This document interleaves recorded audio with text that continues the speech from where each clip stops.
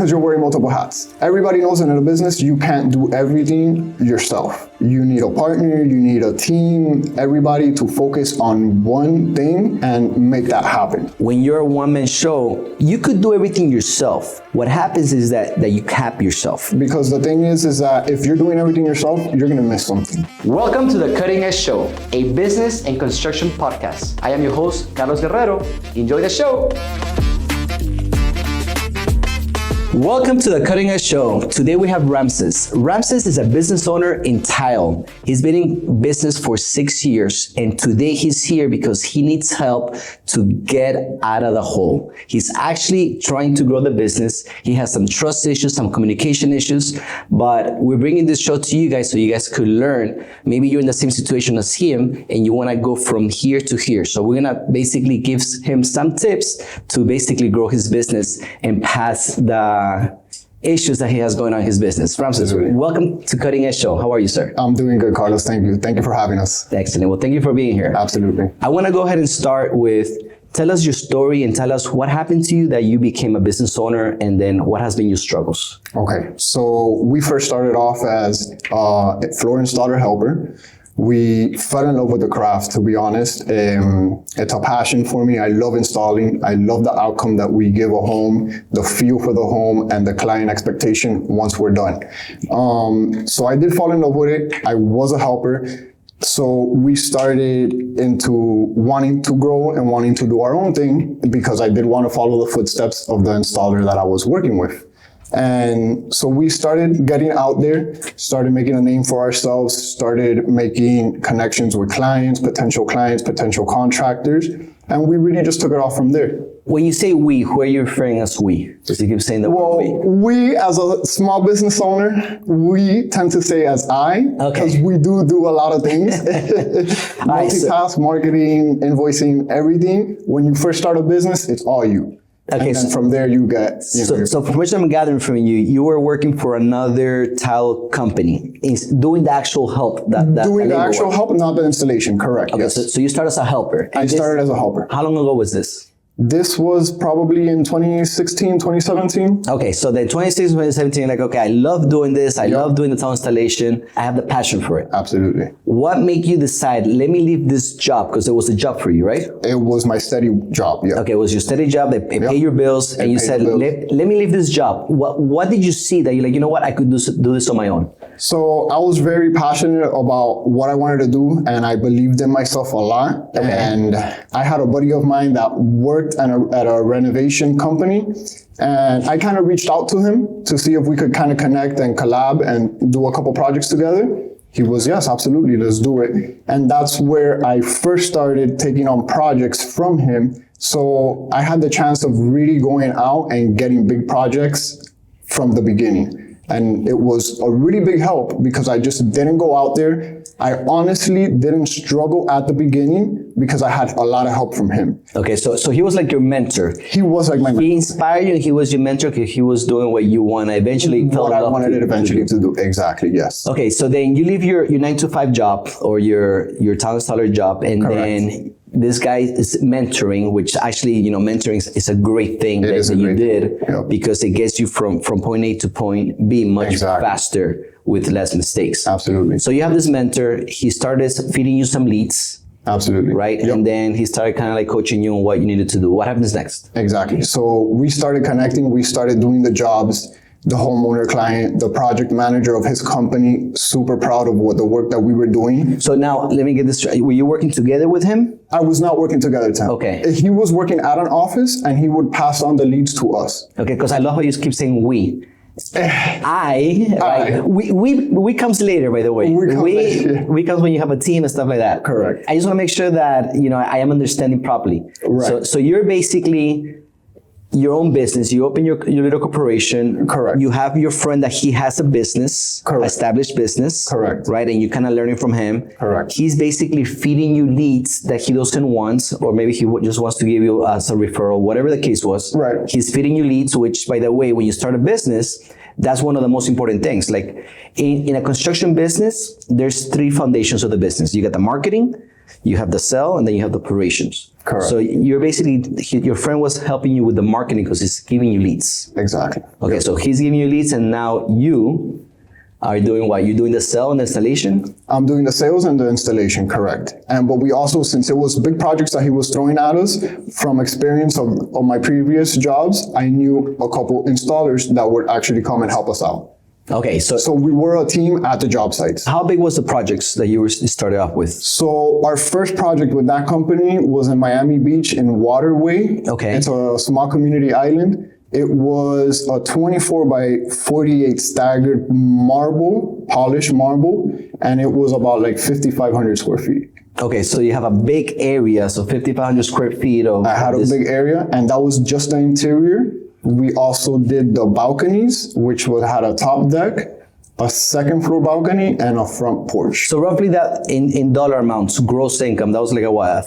$20,000, $30,000, $40,000 project? About, yeah. Okay, so at that time, this is a big project. At that time, when I started. scored that job, Yeah. after right opening my business, it was like, It was wow. like, I Yeah. can do this, right? Exactly. It's all gonna be great from here going forward. All fruits and colors from here. All right, so you start off on the right foot, and then Yeah. and then what he did, guys, by the way, is he had the lead. He saw the project, and then obviously he cannot handle the whole project. So then he went and hired subcontractors Exactly. to help him install, and that's where the we comes in. Exactly. But as before this, it was I need to do my marketing. I'm talking to this guy. I'm networking. He's generating leads. Then I have to sell the project. Correct. Then now it comes, now I need to build the project. I need to pay the employees. I need to pay the subcontractors. So what happens in that part? So and that part is where everything gets a little bit tricky when you're working with just Because you're wearing multiple hats. because you're wearing multiple hats. Everybody knows in a business, you can't do everything yourself. You need a partner, you need a team, everybody to focus on one thing and make that happen. Correct. That is actually accurate. Yeah. When you're a one-man show, you could do everything yourself. What happens is that you cap yourself, right? You most certainly Because you cannot do 20 projects. You're capping yourself at 2-3 projects max, Right. and you're stuck, and then you basically have no life. Yeah, and then it's actually worse because the thing is that if you're doing everything yourself, you're gonna miss something. Yes. You know, you're not gonna give your full attention to a project if you have multiple projects going on, because it's only one. If you get a call from one client saying he needs to regrout here because it missed or something like that, and you have the same problem going on in two or three projects, and it's just you can't do it. You might remember, but then you forget because another thing happens and something pops up, and it's construction, you know? So there's always hiccups that you gotta surpass and keep on going, but you definitely need help from team. I love your story because I bet 90% of the people that are watching you that are contractors, they're in your same position. Absolutely. They're small, you wear all the hats, Yep. you have trust issues, you don't know who to hire, you don't know how to scale your business, and it gets very complicated. Because It does. I understand that because I was there too Right. for many years, and then Right. I finally broke through. And I'll give you some tips on what I think you need to do. Absolutely. But before I get to those tips, now tell us a little bit more about what was your lowest point in your business, because you're leaving a job, right? You have the American dream. I want to open my own business. I want to be my own boss. I'm going to be doing this. I'm going to start great. You actually started off great, right? Because you got a I great, absolutely did, yeah. a great project. But then reality hits. Okay, now I have a project, but now I have to maintain the project. I have to Maintain the pay the project. project. Yep. I have to keep selling. I have to keep moving the project. I have to pay the employees. I have to build a team. I have to get the next project. Now I have to deal with the complaints. I have to deal with the bad quality work. I have to deal with all the bullshit that All comes the after. hiccups and all the stuff that comes with it. Exactly. So what was your lowest point in your business in the 6 years that you've been? So my lowest point in the business, which I'm pretty sure everybody goes through with business, is expecting that you're going to make a lot of money, and in reality, it's not what you expect. And being broke, I'm going to be honest with you. Yeah. There's times that we have projects and we estimate them right and everything, but just stuff doesn't go as planned. And maybe we got to bring a little bit more help in, and then we got to do what we got to do to make the client satisfied and keep on moving. And there's just some projects that we might take a loss in. It's normal. It happens. You learn from those experiences, and then you keep on going. But definitely being broke at a project, at a job site, knowing your guys got to get paid and trying to make it happen. That is solid information. That actually is reality. It is reality. And anybody going through a business that really has a business has gone through that and has learned from that, and eventually would, progress from that and learn for the next project. Yeah, 100%. You're right on cue on that. So now let's move to a little further down. So now you're in business for 6 years. You have your ups and downs. Based on your gross sales meaning how much money you have charged clients. Right now you're a little bit over $350,000. We are, yeah. In gross revenue. Last year, how was your gross revenue been? Year one,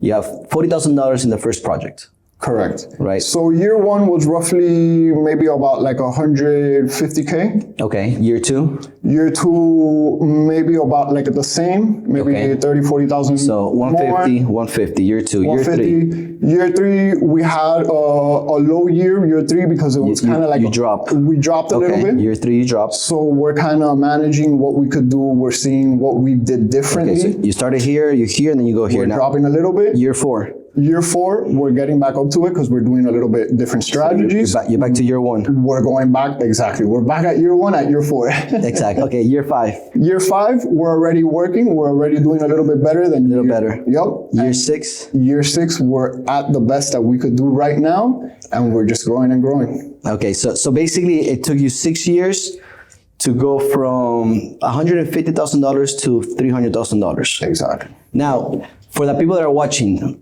for everybody that want to be your own boss, or maybe you guys understand that $374,000 is not take home. That's you have to pay your labors, you have to pay your expenses, and then at the end of the day, whatever is left, if anything is left, that's what you're taking home. That's what you're taking home. And not only that, but I'm gonna ask you the next question. How many hours are you putting a week this year, roughly? More than my 9 to 5. More than your 9 to 5. So you live your 9 to 5, your 40-hour job, thinking that it's gonna be. And it's funny you said that, because I have a group chat of business owners that are kind of like they're trying to get out of the 9 to 5, and they think they're gonna work less, and it just is like it smacks you in the face. You're gonna work 10 times harder. The responsibility is 10 times bigger. In your 9 to 5, you leave this office, you have no worries at all. Yes. Your job, your project that you got going on, the client calls you after 6, after 7, you're going to pick up, because you want that satisfied client. Yeah. You want that call back again. You want that referral. Yeah. You want the happy client once the project closes. You want to finish the job. And you want to finish the job. And you want to get paid, and you want to get paid and move forward. Yeah. The reality is, now thinking about the financial part of it, what happens is that you're not really making what you thought you were going to make. You put in more hours, but you're not really taking home what you thought you were going to make. Exactly. And then some years you're like in a loss, and you're like, oh shit, what did I get myself into? Right. But what has keeping you in this business is your passion for the business. Absolutely. Because that's how you started, my passion. And that's really what it takes, your passion. But now we need to take your passion, and we need to take your experience, and we need to make sure that you go from here and you keep going every year up, because they shouldn't be like this or like this. If you're like this, by the way, guys, if your gross is like this, you're actually going down, because the cost of living goes up every year. Your rent goes up, your expenses goes up, labor goes up, material goes up, food goes up. So if you're generating the same income every year, you're actually going down in your business. Because everything is going up. Here's another smack in the head. In 6 years, you did 150 year one. Now you're doing 374. To me, you're like this. Because everything's more expensive now. It is. Everything's more expensive now. Everything is more expensive. The money that you're taking home is not getting you what you could have gotten 6 years ago. 6 years ago. Right? Exactly. So your business is a flatbed. And then the problem is that what do? How do you get yourself out of the wheel, right? Hey guys, let's take a break. If you enjoyed this show, please don't forget to like, subscribe, and share. Also, for more information, link below.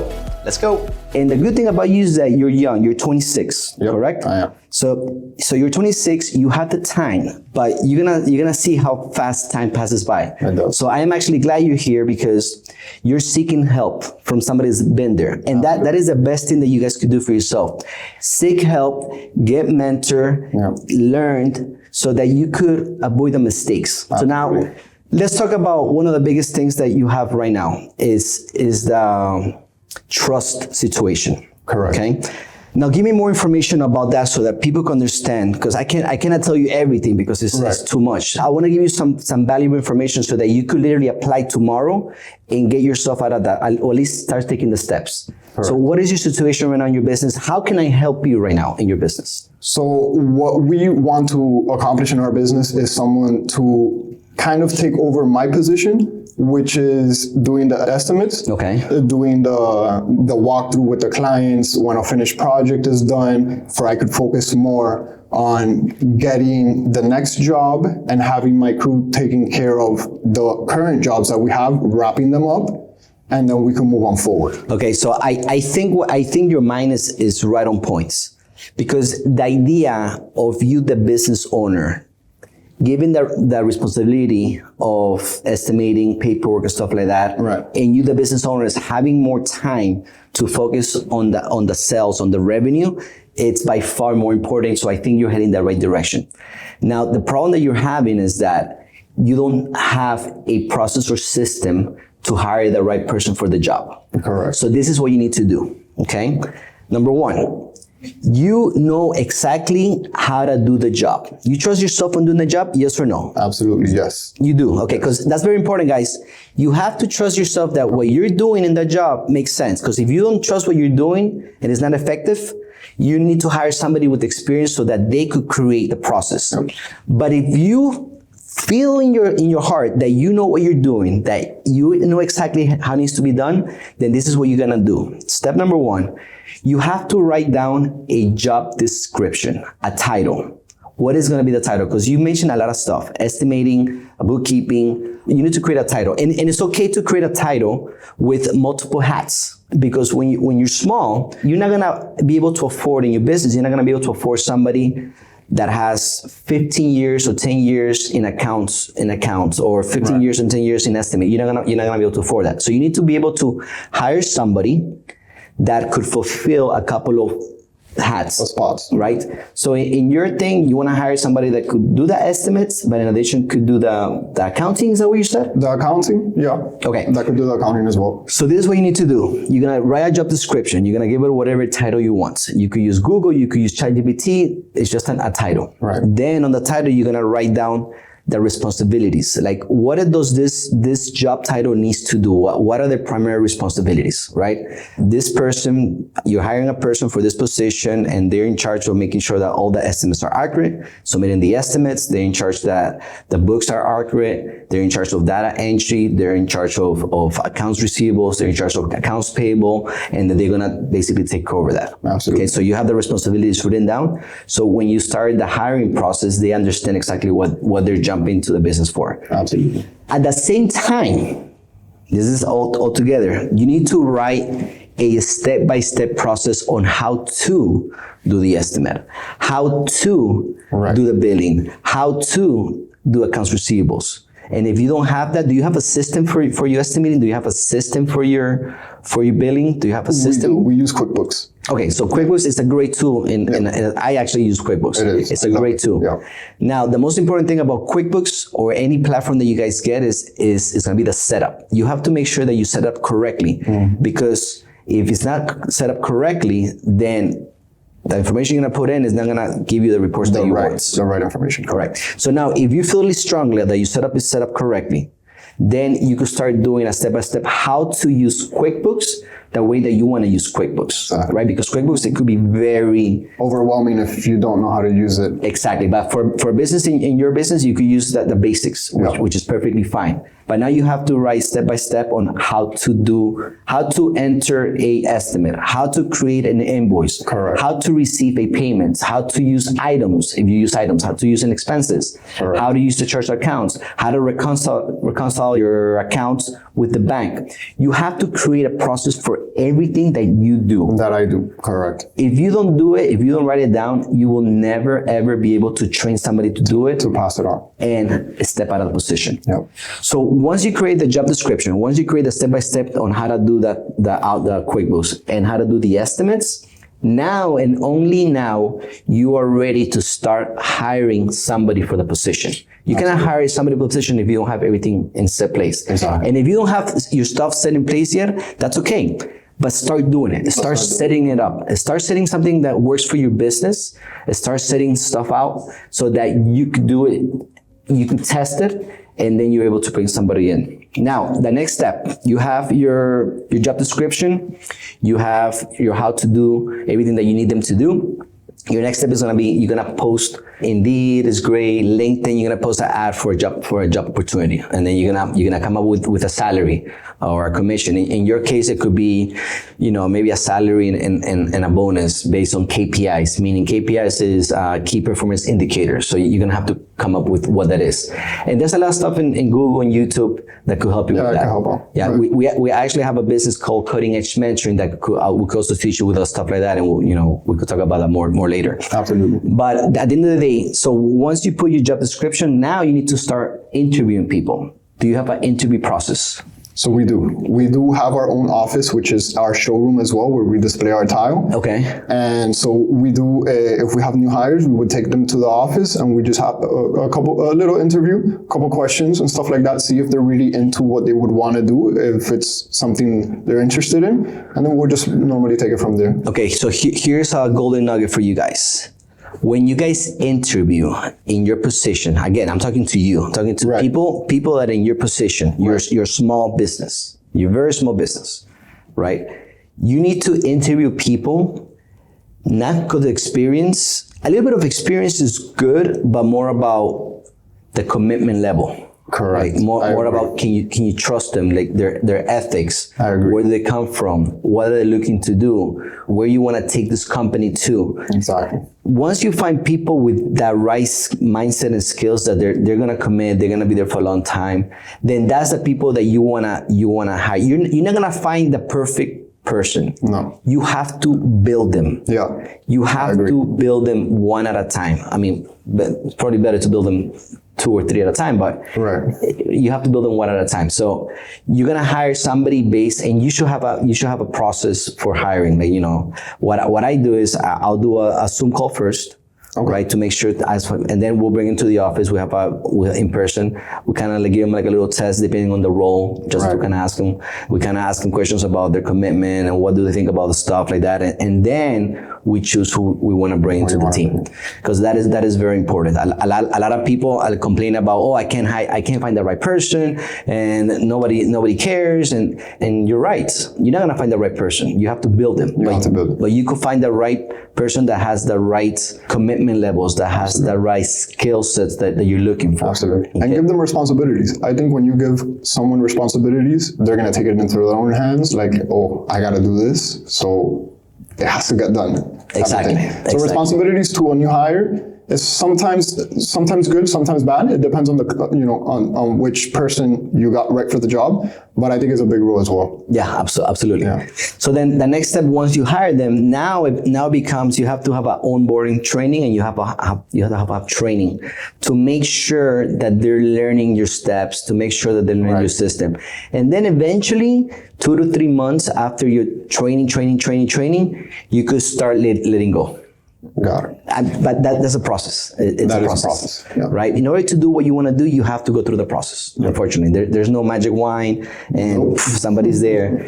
So that's gonna be the information I gave you. That should be able to help you get what you trust. And again, there's a lot of stuff that you have that eventually you're gonna get out of it, but you have to start, like you said, you have to start replacing yourself so that you could create more time for yourself, so that your time is being invested in more important things like building new contacts, creating new opportunities for your business, bringing more sales and stuff like that. Because at the end of the day, a business survives in cash flow.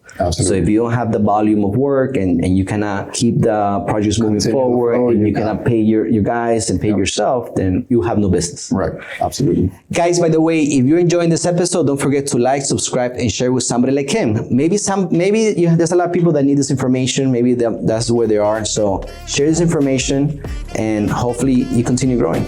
Can't stop, won't stop. Let's go.